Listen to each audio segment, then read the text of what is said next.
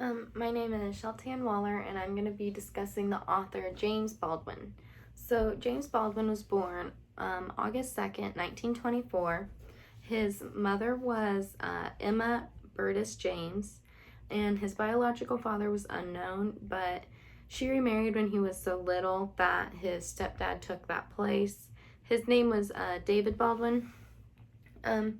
Together they had 8 more children, so James was the oldest of the 9. Whenever he was in school, he was first introduced to the library by his math teacher, and actually by the time he was 14, that's pretty much where all his time was spent. And then another teacher introduced him to plays. She actually took him to his first play, Orilla Miller. And that's kind of a big deal because he eventually goes on to write multiple plays in the future. And then his French teacher actually, they worked together on the school newspaper, and James had submitted some poetry, and this French teacher did not like it, so he gave him a negative review. And because of this negative review, James took a stand and said he would never go on to write poetry again. Well, after he finished school, he ended up following in his stepfather's footsteps and becoming a preacher.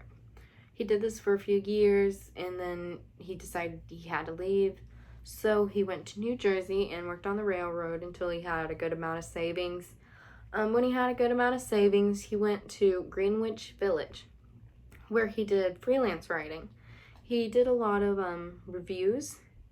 Well, in doing this, he got some attention. So one of the people who saw his work and became interested was the famous author Richard Wright.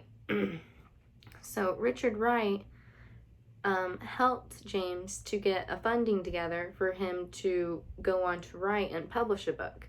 So, James gets this funding and goes to France and writes his first book, Go Tell It on Mountain. In 1953, it's published. Well, then he goes on to write many other different types of works: novels, essays, plays.